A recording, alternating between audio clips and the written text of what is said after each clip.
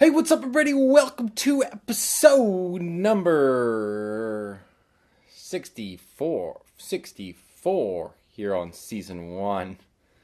Woo! Today we are diving into 1 year on Stash Invest. This is my review on it. So I've had Stash. I opened it last, I think July was the first time I bought a share. It was like last late July. So this is a little bit later than a year review. But it's okay because it gave me a little bit more time to gather my thoughts.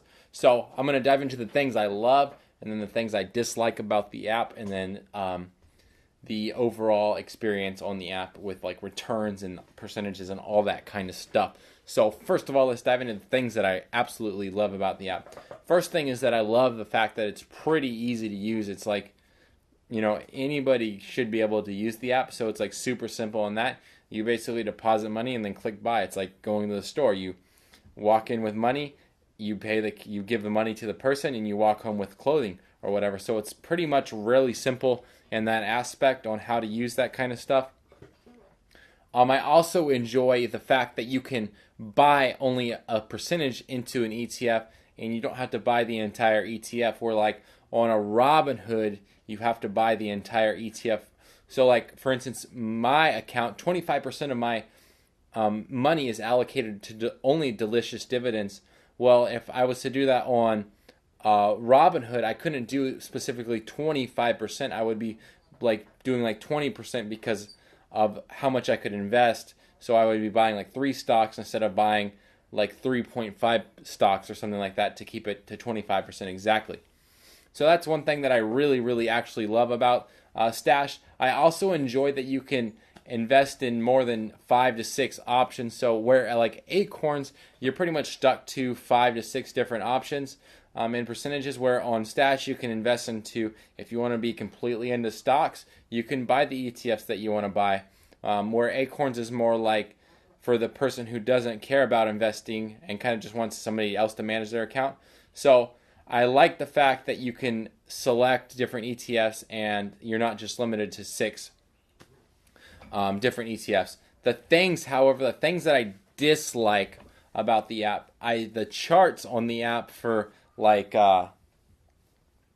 looking to investing and that kind of stuff, like they don't have any technical analysis, so there's no 50-day moving average, no 200-day moving average, which I feel like is a pretty big deal. There's nothing like that. There's no resistance lines or anything, which I feel like is pretty terrible. All you get is, there's no like volume. It's just pretty much a graph, and it's like, okay, great. Like it was at one point there, but it was at, like, how much more volume is it trading at? Like all this kind of stuff. So the charts on Stash I don't like. I wish that they would change them up, but I understand why, because the more in-depth charts that they add, the harder it gets, as the more difficult, and the app becomes no longer easy to use. So I understand. I just don't like that. So which leads me to my next point. Unless you use like something else, unless you use like FinViz or a different, like even probably Yahoo Finance is better than what you get on Stash. Unless you use something else that kind of is going to help you predict how the ETF is going to do, you're pretty much just left to guessing. And that's why like a lot of stuff that I recommend is just auto stashing or dollar cost averaging, and then making sure that you allocate some of that money into bonds to make sure that you're preserving that and allowing your account to have less volatility. So then also they do not have much education on investing. So like it would be more important for you to read a book about investing. I recommend, right now I'm working through the Intelligent Investor, but I've also read like probably like 6-7 other books about investing. I would recommend that you go read a book about investing, especially long-term investing, because Stash is not really going to help you out and teach you a lot of the strategy and that kind of stuff on how to generate profits, at least a 7 to 8% return, besides just like randomly guessing. So that's all I'm saying. Overall, excluding the past 2 days, I've had about a 7 to 8% return. I think like 3 days ago it was at like 7.9%. or 7.93%. Obviously, with the recent stuff that's going on with the United States and North Korea, it dropped. Right now I think it's like at a 3.5%, which, I mean, whatever, I'm still making out, but I think my account, like, yeah, anyways, it's not been a good last 2 days, but whatever. It's right now is the time. Everything's on sale, so right now is probably a good time to start buying. And I would say, if you're not like dollar cost averaging or auto stashing, and you're kind of like, oh, here's a good time. Right now is a good time to invest because a lot of stuff's going on sale.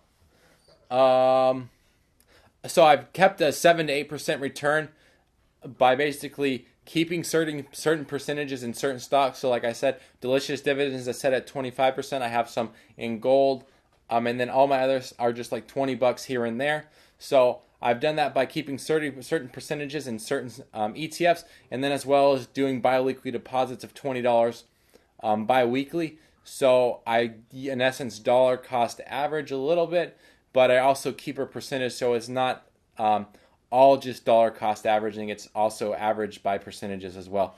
So that's how I've done it. If you guys have any questions, go ahead and post them down below, and I will tackle them on the next episode. But let's go ahead and dive into the question of the day. And the question of the day is, how do you know whether it's time to keep holding or it's time to let go, I think that, so in regards to stock market trading or just investing, before you enter a investment or a trade, you usually have to have a plan. So how you're going to get out if things go south, that's how you know it's time to let go, when you have that plan. So you're like, oh, you know what, I got in this, but because it's long term, I want to get out at 15%.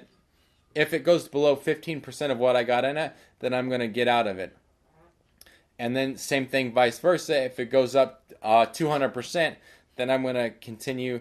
Either I'm going to hold it and just readjust my stop loss, or I'm going to sell out and capitalize on my profits.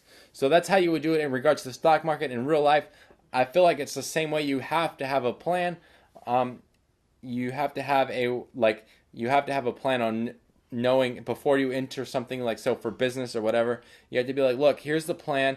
This is what the plan is. If it hits this point, then it's time to get out. But until it hits that point, we're going to continue to hold on until it hits that point. So that's my advice. Anyways, if you guys haven't answered that question, go ahead and post them down below. And like I said before, if you have any questions for future episodes, I will love to tackle those as well. And until next time, don't forget to subscribe up here. Check out what my trading strategy on Stash is, and then check out this other video right here. And until next time, thank you for watching. I really appreciate it.